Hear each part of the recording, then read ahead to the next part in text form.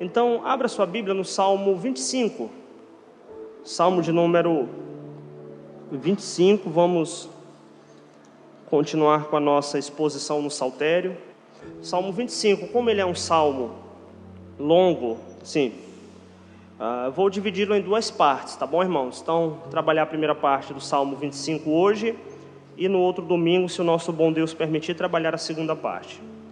Mas quando nós olhamos para o Salmo 25, quando nós temos aqui o Salmo 25, nós temos um salmo que ele é uma oração de pedido de perdão. Nós temos então o salmista pedindo perdão pela sua vida, pedindo perdão pelos seus erros. Nós temos um salmo em que é uma oração, ele tanto pede perdão quanto ele agradece a Deus pela maneira que Deus estava conduzindo a sua vida ou como Deus o tinha conduzido até aquele momento. Nós temos então um poema, que é um poema de fortalecimento. Ao mesmo tempo que ele pede perdão a Deus, ele também invoca ou implora para que aquele perdão que ele está pedindo diante de Deus, aquilo o fortaleça, aquilo o alimente, para que ele não perca o direcionamento dele da comunhão que ele havia estabelecido com Deus. Ele entende a situação dele, ele entende o fato de estar passando aquilo, mas isso não invalida exatamente o seu pedido de força e pedido de perdão. Então nós temos uma oração que basicamente o pedido dele é para que ele continue no temor do Senhor. Ele pede perdão, ele entende a situação dele, mas o pedido dele é que ele continue temendo ao Senhor diante de todas aquelas circunstâncias. Então ele eleva a sua alma em oração, buscando com o nosso bom Deus mais intimidade, mais conhecimento e mais aproximação do próprio Deus. Então nós temos alguém que se derrama em uma oração, ele busca força em oração para que Deus possa revigorar as suas forças, para que Deus possa restabelecer novamente as suas forças. Então, muito provavelmente, o Salmo 25 ele foi produzido diante da situação de um erro, da situação de pecado, em que ele já havia pedido perdão, mas ao mesmo tempo ele entende que ele precisa que Deus continuamente o renove, que Deus continuamente o fortaleça. Do contrário, é como se ele dissesse: olha, eu não tenho como continuar.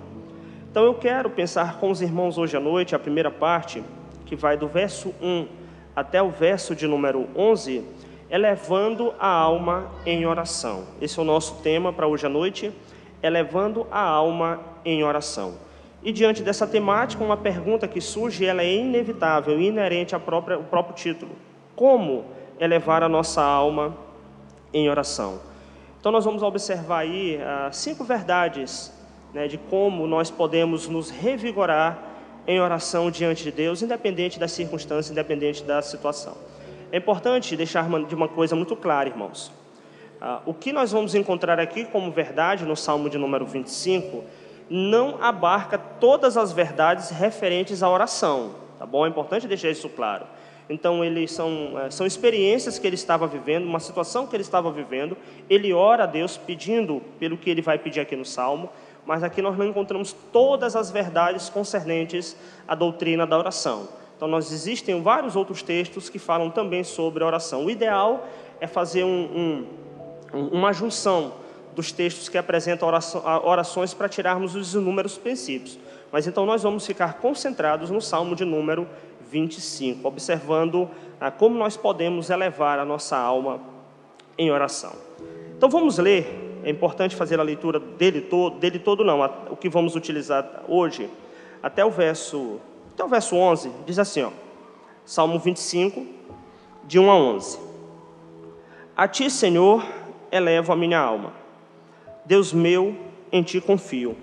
Não seja eu envergonhado, nem exultem sobre mim os meus inimigos. Com efeito, os que em ti esperam, ninguém será envergonhado.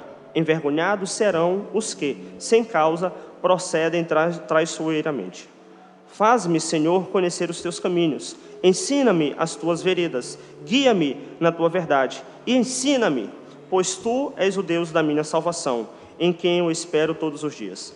Lembra-te, Senhor, das tuas misericórdias e da tua bondade, que são desde a eternidade. Não te lembres dos meus pecados da mocidade, nem das minhas transgressões. Lembra-te de mim, segundo a tua misericórdia, por causa da tua bondade, ó Senhor. Bom e reto é o Senhor, por isso, aponta o caminho aos pecadores. Guia os humildes na justiça e ensina os mansos nos teus caminhos. Todas as veredas do Senhor são misericórdia e verdade para os que guardam a sua aliança e os seus testemunhos. Então, queridos, primeira verdade que eu quero observar com vocês é como elevar a alma em oração. O verso de número 1, ele vai apresentar uma verdade que é interessante. Nós precisamos entender que Deus é a nossa firmeza e uma firmeza que não oscila. O primeiro verso, ele parece algo corriqueiro, quando ele diz: a ti, Senhor, elevo a minha alma. Quando nós lemos o primeiro verso, ele talvez não nos chama tanta atenção. Só que a palavra elevo, a palavra elevo, que aparece aqui no nosso texto, ela literalmente é uma palavra que fazia referência a alguém que estava prostrado ou caído, e pelo fato de estar naquela situação de prostração ou caído, alguém estendia a mão e o colocava de pé. Ou também é uma palavra que faz referência a um objeto que está no chão, e vem alguém, pega aquele objeto e coloca em um local um pouco mais elevado. Quando o salmista, ele diz e ele pede: a ti, Senhor, elevo a minha alma, ele não está fazendo, irmãos, só referência à ideia de direcionar suas orações a Deus, ou simplesmente a ideia de direcionar os seus pedidos a Deus. Mas ele está fazendo referência que por meio daqueles pedidos é que ele tinha a certeza que ao Deus que ele orava, que ele estava naquele estado de prostração, ou naquele estado de sofrimento, ou naquele estado de pó, Deus seria capaz de, por meio da oração, levantá-lo. Então, quando ele diz: Senhor, a ti elevo a minha alma, ele está deixando de maneira muito clara que ele entende, que ele compreende, que esta alma, ou esta vida, que ela é elevada aos pés do Senhor e por meio e para o Senhor, ela só é possível, irmãos, mediante uma vida de oração. Essa ideia de elevo a ti a minha alma é direciono a você os meus clamores, direciono ao Senhor os meus lamentos, direciono ao Senhor os meus pedidos. Entendamos a palavra alma aqui, queridos, como vida, a vida dele como um todo. Por isso, como elevar a alma em oração? A primeira coisa que temos que entender é de fato que Deus que é a nossa firmeza não oscilante. Normalmente, queridos, isso é muito comum, transferimos para Deus nossas frustrações, nossos erros, nossas decepções, nossas raivas. Acontece, não sei porquê, mas de maneira também inevitável, nós nos afastamos de Deus quando nós fazemos alguma coisa de errado, quando nós estamos com raiva, quando nós estamos frustrados. Parece que nós retiramos das nossas costas uma responsabilidade que é nossa e direcionamos para Deus, achando como se Deus fosse o culpado por aquela situação. E enquanto enfraquecemos na nossa comunhão com Deus. Enquanto que a realidade deve ser exatamente o oposto. Tá? Enquanto nós estamos em tais situações de decepção, de raiva, de frustração, de erro, e eu vou dizer para vocês, de pecado, a nossa postura deve ser como a do salmista, orar ao Senhor entendendo que Ele que eleva a nossa vida aos seus pés. Eu não sei por que a gente costuma dizer: eu não vou para a igreja porque eu estou em pecado. Irmãos, é exatamente para o local que temos que correr. É exatamente para o local que nós devemos estar para pedir força do Senhor para que Ele eleve a nossa alma, Ele nos coloque em um novo patamar, em uma nova realidade. Ah não, pastor, hoje eu não vou para a igreja porque eu estou com raiva. Não, irmãos, é para lá que devemos correr e buscar amparo nas Sagradas Escrituras, por meio da pregação, por meio das músicas, por meio da comunhão com os nossos irmãos, e entender que aquela raiva ela deve ser dissipada diante do trono do nosso bom Deus. Por que transferimos então os nossos erros, as nossas frustrações, as nossas culpas para Deus, como se Ele fosse o culpado por alguma coisa? O salmista ele não fez isso aqui. Ele chega e diz: olha, Senhor, é a Ti que eu direciono a minha alma, porque independente do que aconteceu comigo, eu em pecado, eu não pecado, eu tendo pedido perdão, não tendo pedido perdão, eu estando feliz, eu estando triste, porque eu sei que é o Senhor que vai me elevar, é o Senhor que vai me levantar. Como eu falei para vocês, é o Senhor que vai conseguir me tirar daquele estado que eu estava de prostração e me colocar de em pé. E ele entendia, irmãos, que esta nova realidade, ela só era possível por meio de uma vida de oração. Vocês já perceberam que como parece que a nossa resposta, ela é exatamente, a nossa prática é exatamente diferente? Quando não estamos bem, parece que a primeira coisa que nós abandonamos é a vida de oração. Quando estamos com raiva, a primeira coisa que nós abandonamos é a nossa vida de devoção a Deus. Por quê? Por que agimos dessa maneira? Deus não é o culpado pelos meus erros. Deus não é culpado da minha raiva. Deus não tem culpa da minha frustração. Eu tenho que exatamente recorrer a Ele em oração e entender que Ele é que é a minha firmeza. Ele é que é o meu local firme. E esta palavra de irmãos, que o Senhor, que a Ti elevo a minha alma, é colocar em um novo patamar, é tirar desta realidade de prostração e colocar um pouco mais acima. Então, como nós podemos elevar a alma em oração? Primeira coisa, é entendendo que Deus, de fato, é a nossa firmeza. É Ele que é a nossa firmeza. Não tem por que abandonar, não tem por que buscar um distanciamento de Deus quando estamos agindo ou quando estamos fazendo algo de errado. O verso 2 e o verso 3, nós temos então aí uma segunda verdade. Deus meu, em Ti confio, não seja eu envergonhado, nem exultem sobre mim os meus inimigos. Com efeito, dos que em Ti esperam, ninguém será envergonhado. Envergonhados serão os que, sem causa, procedem traiçoeiramente. A ideia de envergonhado aqui, irmãos, está relacionado a uma punição que era aplicada de maneira externa, e pelo fato daquela punição ser aplicada de maneira externa, isso trazia vergonha para aquele que era punido. Deixa eu explicar isso aqui, para facilitar. Os irmãos sabem que tanto no contexto do Antigo Testamento quanto no contexto do Novo Testamento, uma situação que trazia muita vergonha para quem estivesse doente era aquilo que era chamado na Bíblia, que era chamado por lepra. Mas os irmãos também sabem que a lepra que aparece no contexto bíblico, irmãos, não é a hanseníase que nós conhecemos hoje, tá? Era qualquer tipo de doença de pele, qualquer uma. Então, poderia ser, como a gente chama, o pano branco, poderia ser empige, poderia ser uma empolação. Então, tanto é que o sacerdote ele ficava responsável por fazer esta avaliação. Então, aquilo que aparece como lepra, poderia ser aquilo que nós chamamos hoje por hanseníase, sim, poderia, mas estava relacionado a qualquer tipo de doença de pele. Então, quando alguém possuía uma doença de pele que era visível a todos os demais, ele ficava com vergonha. Ele era excluído, ele era afastado, porque ele entendia que ele estava sendo objeto de punição por conta de algum erro. Então, quando o salmista, no verso 3 e no verso 4, ele diz: olha, os que esperam em Ti não serão envergonhados, os que esperam em Ti não serão envergonhados, mas só aqueles que procedem de maneira traiçoeira, estes sim é que serão envergonhados. O que o salmista está nos apresentando, irmãos, é que só podemos elevar a alma em oração se entendermos o princípio do nosso relacionamento com Deus. Notem que no verso 3 e no verso 4, ele estabelece o princípio do relacionamento com Deus. Qual é o princípio que ele estabelece aqui? Aqueles que procedem contigo, ou que andam contigo, ou que procedem de maneira justa, não serão envergonhados, ou seja, não sofrerão os teus juízos. Aqueles que procedem de maneira traiçoeira, a palavra traiçoeira aqui, irmãos, é falsa, tá? Aqueles que procedem de maneira falsa, eles sim é que serão envergonhados. Então, a ideia no verso 3 e no verso 4, ele estabelece este princípio do relacionamento com Deus, que só assim ele consegue elevar a alma dele em oração.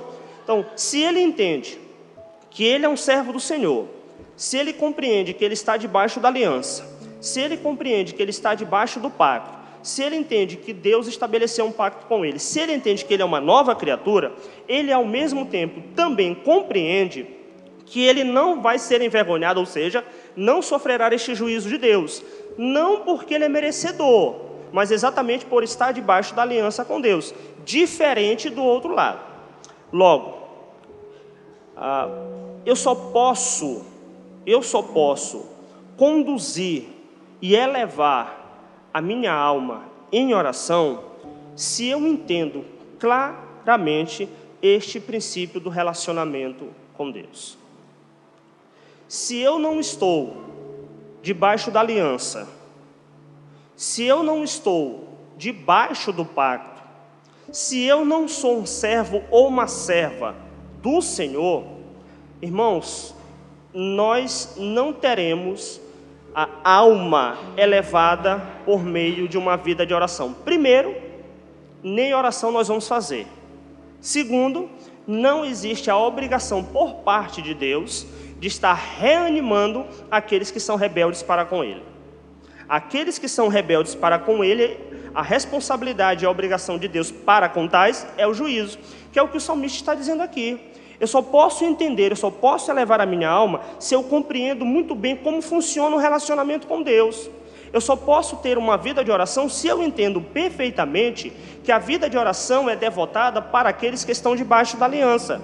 Eu só posso elevar e ter o revigor das minhas forças se eu compreendo que Deus de fato diz na sua palavra, por meio da sua lei, que Ele vai revigorar aqueles que lhe pertencem. Queridos, tenho falado isso aqui para os meus irmãos, não existe copo meio cheio ou meio vazio. Ou é uma coisa ou é outra. Então ele deixa de maneira muito clara aqui no verso 3, no verso 2 e no verso 3, tá? Esse princípio deste relacionamento com Deus. Quem segue ao Senhor não é envergonhado, quem não serve ao Senhor, este sim é envergonhado. Lembrando que a ideia da vergonha estava relacionada ao juízo, à punição, a algo físico, tá? Algo físico, algo externo. Eu sei que quando nós mencionamos estas verdades, eu sei que isso talvez é duro em alguns contextos, em alguns ciclos, para ouvirmos. A oração de uma pessoa, ou uma conversa de uma pessoa, que não está debaixo da aliança, não está debaixo do pacto, não pertence a Deus, ela com absoluta certeza não possui um elemento que a própria Bíblia apresenta, que Ele é que intercede por nós com gemidos inexprimíveis, que é o Espírito Santo, está lá em Romanos. Se uma pessoa que não é salva, não tem o Espírito Santo, ainda que ela faça ainda que ela recite palavras, ainda que ela jogue palavras ao ar, é claro que Deus, na sua infinita misericórdia, na sua infinita bondade, Ele abençoa a humanidade de igual maneira, sem sombra de dúvida. Mas quando nós olhamos para a perspectiva da oração como instrumento de adoração a Deus, a Bíblia vai dizer que isso é abominação aos olhos do Senhor. Não existe o elemento Espírito Santo, não existe o elemento submissão, não existe o elemento confiança, não existe o elemento depositar-se aos pés do Senhor. Então só podemos elevar a nossa alma em oração se entendermos o princípio do relacionamento com Deus. Ou está de um lado, ou está do outro. Ou pertence a Deus, ou não pertence a Deus. Verso 4 e 5. Ele diz: faz-me, Senhor, conhecer os teus caminhos, ensina-me as tuas veredas, guia-me na tua verdade, ensina-me, pois tu és o Deus da minha salvação, em que eu espero todos os dias. Então, enquanto lá atrás nós vimos o princípio do relacionamento com Deus, né? Aqui nós no verso 4 e 5 nós podemos observar o fundamento do relacionamento com Deus. Então, como eu posso elevar a minha alma? É quando eu entendo o fundamento do meu relacionamento com Deus. Se vocês perceberem, verso 4 e 5 aparece a palavra conhecer, caminho, ensinar, guiar. Estão vendo aí, ó? Conhecer os teus caminhos, ensinar as tuas veredas, guiar-me na tua verdade, ensinar-me novamente. O que o salmista pede, então, aqui no verso 4 e no verso 5, ele tem que deixar, deixado de maneira clara, que a nossa alma, ela só pode ser elevada a Deus quando nós entendemos o fundamento do nosso relacionamento com Deus. Qual o fundamento do nosso relacionamento com Deus? Em que local nós podemos aprender sobre as bases do relacionamento do ser humano com Deus? Com base no que Ele deixou escrito. Com base naquilo que Ele prescreveu. Nos teus caminhos, nas tuas veredas, nas tuas verdades, nos teus ensinos. Então o salmista ele está nos apresentando, queridos, que o nosso relacionamento, a nossa oração com Deus, ela deve estar fundamentada naquilo que Deus mandou que fizéssemos, naquilo que Deus estabeleceu que seguíssemos. Por isso em oração ele pede: Senhor, me ensine os teus caminhos, Senhor, me ensine as tuas verdades, Senhor, guia-me na tua verdade, que eu trilhe o meu caminho, que seja baseado na tua verdade. E agora nós temos um novo puxão de orelha para a igreja contemporânea. Como é que podemos conhecer o fundamento, ou os fundamentos do nosso relacionamento com Deus, se nós não conhecemos a vontade de Deus revelada a nós através da sua palavra? Como nós queremos ter uma renovação da alma abatida, se existe o elemento do devocional com base na tua palavra e nós não fazemos? Como é que queremos ser crentes vigorosos, crentes cheios do Espírito, se a demonstração clara de ser cheio do Espírito não é dar rodopios, não é falar alto, não é descer de paraquedas, mas ser cheio do Espírito é o quê? Como diz lá em Efésios, governar bem o lar. Lá em Efésios, capítulo 5. Sabe, às vezes confundimos as coisas. Então, para que eu possa ter a minha alma elevada, eu tenho, irmãos, que conhecer a verdade que foi revelada a nós por meio da sua palavra. Tenho que conhecer. Eu tenho que entender o que é que Deus diz para a minha vida, do meu proceder como um cristão, como filho, como mãe, como esposa, como patrão, como um servo do Senhor. E o problema é que queremos fazer confusão e achamos que o fundamento, a base do nosso relacionamento com Deus é gritaria, é histerismo. Não é. É uma vida de devoção ao nosso bom Deus, baseado no que Ele nos revelou por meio dos seus caminhos. Em que local nós encontramos esta verdade? Na sua palavra. Na sua palavra. Não é fórmula mágica, irmãos. Não é passar a mão numa lâmpada 3 vezes, esperar que um gênio saia e falar: vamos fazer 3 pedidos. O primeiro pedido: olha, eu quero ter a renovação da minha vida espiritual, eu quero ser um crente fiel, eu quero contribuir fielmente. Aí eu fico até imaginando fazer uma brincadeira aqui, aí o gênio vira para a gente, né, diz assim: tu está lendo a palavra e está orando? Aí o crente diz: não estou fazendo isso não. Aí o gênio até volta para a lâmpada, diz: então não posso conceder os desejos que você está pedindo. Entende, irmãos, como isso é o fundamento do relacionamento com Deus? É conhecer os caminhos do Senhor, as veredas do Senhor, por meio da sua palavra. Não tem outro termo, não tem outra escapatória, não tem outro caminho. Basta pensarmos no exemplo de Cristo Jesus. Ele é o nosso exemplo maior de alguém de uma demonstração clara de um relacionamento com Deus fundamentado. Quantas vezes Cristo no seu ministério ele fez rodopios, ele fez gritaria, ele fez histerismo? Em nenhum momento o diabo se confronta diante dele para tentar. Ele diz: não, mas assim diz, assim está escrito, nem só de pão viverá o homem, mas de toda a palavra que procede da boca de Deus. Os discípulos voltam lá de maneira empolgada para o papai e diz: vocês estão orando? Vocês não estão orando. Entenda, irmãos, como o nosso exemplo de fundamento deste relacionamento com Deus deve ser o nosso Cristo, a vontade de Deus revelada e a nossa vida de oração. Do contrário, irmãos, não adianta. Verso 6 e verso 7, quando ele diz: lembra-te, Senhor, das tuas misericórdias e das tuas bondades que são desde a eternidade. Não te lembres dos meus pecados da mocidade, nem das minhas transgressões. Lembra-te de mim, segundo a tua misericórdia, por causa da tua bondade, ó Senhor. Aqui é interessante que a nossa quarta verdade, né, para como elevar a nossa alma em oração. E aí precisamos entender, então, a dádiva do relacionamento para com Deus. Então, precisamos entender o princípio, verso 3 e 4. Precisamos entender o fundamento, verso 4 e 5. E aqui do 6 e 7 é a dádiva. Olha o que o salmista está pedindo. O salmista está invocando para a misericórdia do Senhor. Está pedindo, ó Senhor, lembre da tua misericórdia, lembre da tua bondade. Aí eu acho curioso, quando no verso 7 ele diz, não te lembres dos meus pecados da mocidade, nem das minhas transgressões. O salmista é como se ele dissesse assim, Senhor, por favor, o Senhor é misericordioso. Eu acabo entendendo, irmãos, isso aqui como um jogo, né, poético que o salmista está fazendo para apresentar uma verdade. Eu vou já mencioná-la. Então ele diz, ó Senhor, não lembre dos meus pecados da minha juventude. Algumas versões, irmãos, dizem um pecado da minha infância. Mas deixa eu chamar a atenção para uma coisa aqui, para uma informação. Aqui ele não está ensinando, por favor, a ideia de pedir perdão por pecados do passado. Isso nem bíblico é. Começa por aí, certo? Ah, pastor, eu vou fazer uma regressão para pedir os pecados quando eu estava no ventre, no útero da minha mãe. Isso é heresia do diabo. Ok? Tendo uma coisa.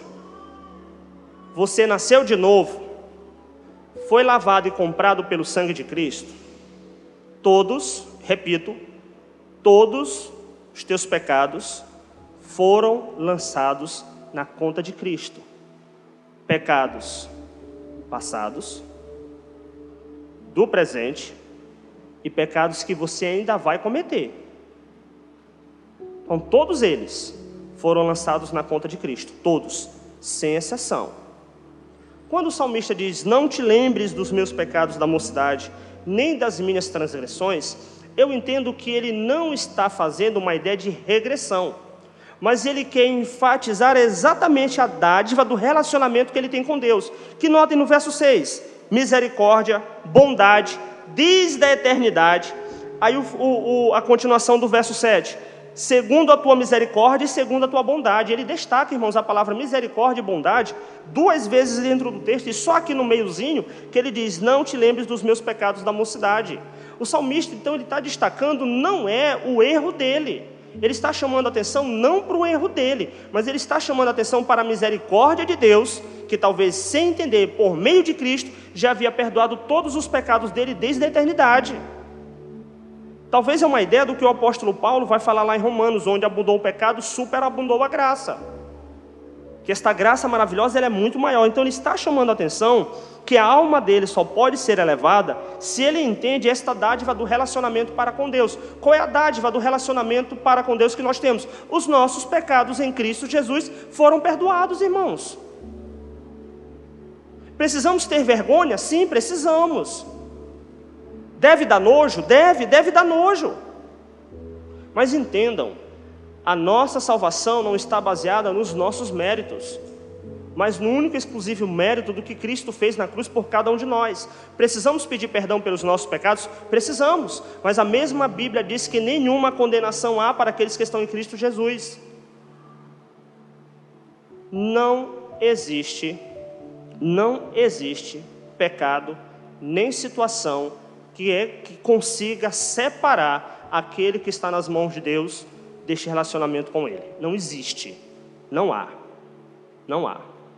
Então, se eventualmente a pessoa se perde, ou se eventualmente a pessoa vai para a condenação eterna, entenda uma coisa, é porque ela nunca esteve debaixo deste relacionamento. Então ele só consegue elevar a alma dele em oração quando ele entende este fundamento. Ele diz, olha Senhor, muito obrigado, porque o Senhor é bondoso, as tuas misericórdias me acompanham desde a eternidade, o Senhor já perdoou os meus pecados, o Senhor já me sarou, o Senhor já me restaurou, o Senhor me levantou. Isso aqui é uma oração de alguém que está fazendo diante de Deus, que confia única e exclusivamente na misericórdia de Deus e não nos méritos dele. Ainda bem, meus irmãos, ainda bem, porque já pensou se dependesse realmente de nós, se fosse mérito nosso? Já pensaram, né? na dificuldade, na provação que viveríamos? Muito me preocupa. Então a nossa alma ela só pode ser elevada quando entendemos a dádiva deste relacionamento com Deus. Se você já recorreu a Deus em oração, pediu perdão por determinado erro, está buscando força para abandoná-lo, acalme o seu coração, acalme a sua mente, porque em Cristo Jesus Ele já te concedeu o perdão. Tá, irmãos? Não tem por que ficar se martirizando, não.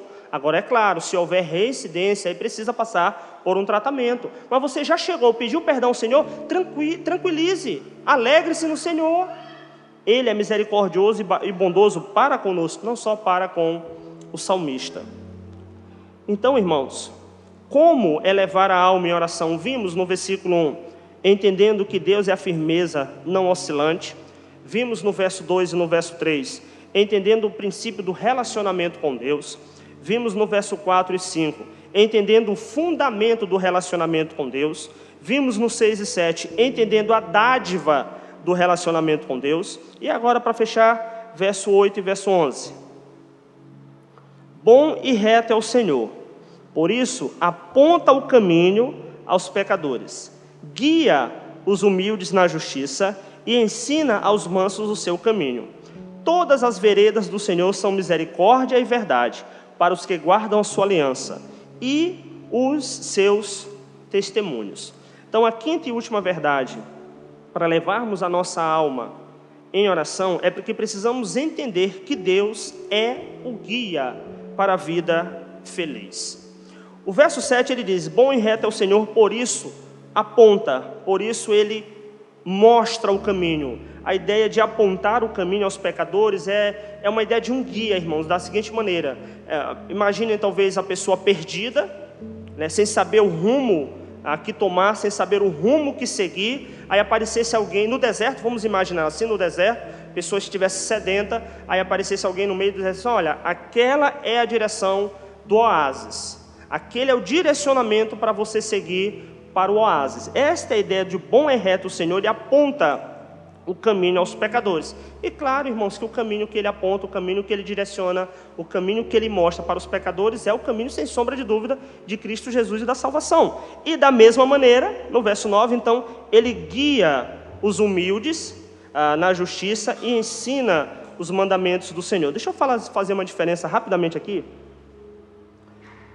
Ele aponta o caminho para os pecadores e guia. Sabe qual é a diferença aqui? Isso aqui é bem interessante. A ideia é que para os pecadores, Ele mostra o caminho, Ele aponta. E a ideia para aqueles que lhe pertencem, Ele segura na mão e anda junto com eles. Isso aqui é fantástico, essa figura que o salmista usa. Então, no momento que o pecador chega no deserto, no oásis, então ele passa a ser guiado por Deus. Mas antes que ele chegue lá, Deus só mostra o caminho. Olha, o caminho para a vida eterna é Cristo. É basicamente assim, o caminho para a vida eterna é Cristo. Aí o pecador vai, é resgatado por Cristo e tal. Tem este encontro com Cristo e aí então ele passa a ser guiado. Ele passa a ser então agora direcionado por este próprio Deus.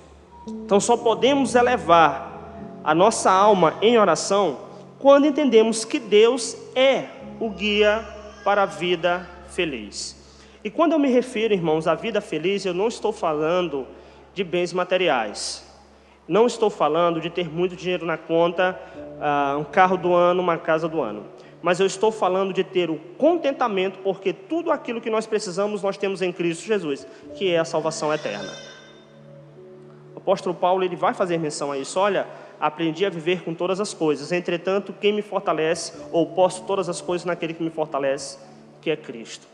Uma vida de contentamento, uma vida de felicidade, ela só pode ser construída, alicerçada e experimentada se for no relacionamento com Cristo. Do contrário, não há felicidade.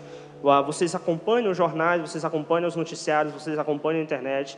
Às vezes você vê a manchete, né, de um famoso. Carro, muito dinheiro, mansões, fama, sucesso. E dá cabo da própria vida.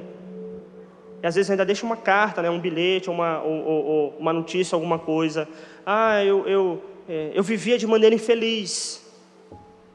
Eu vivia de maneira infeliz, nunca encontrei a felicidade. Mas realmente, irmãos, enquanto não formos achados por Cristo, não há uma vida feliz nesta terra. A única maneira de experimentarmos esta vida é por meio de Cristo e Deus nos guiando e Deus nos direcionando.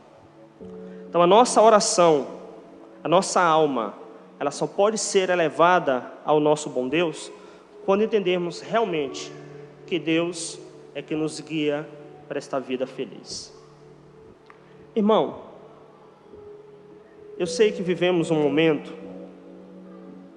em que falar de oração ou falar de revigoração da alma talvez seja uma realidade muito distante de cada um de nós.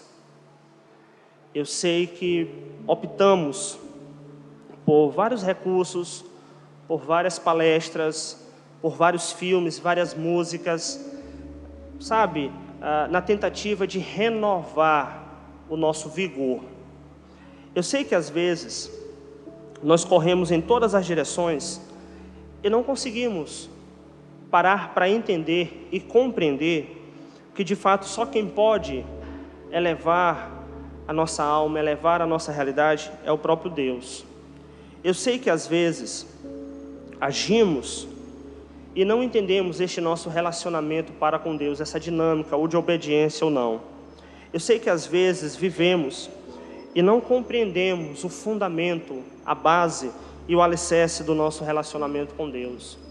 E infelizmente, irmãos, em situações assim, caminhamos para a ingratidão, porque é exatamente este Deus que nos mostrou o caminho de felicidade, exatamente Ele que nos mostrou que aqueles que estão nele não serão envergonhados.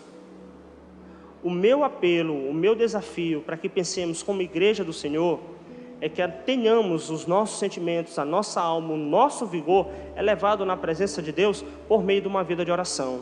E queridos, não esqueçam, só poderemos fundamentar as nossas orações com base na vontade de Deus revelada a cada um de nós. Do contrário, não conseguiremos.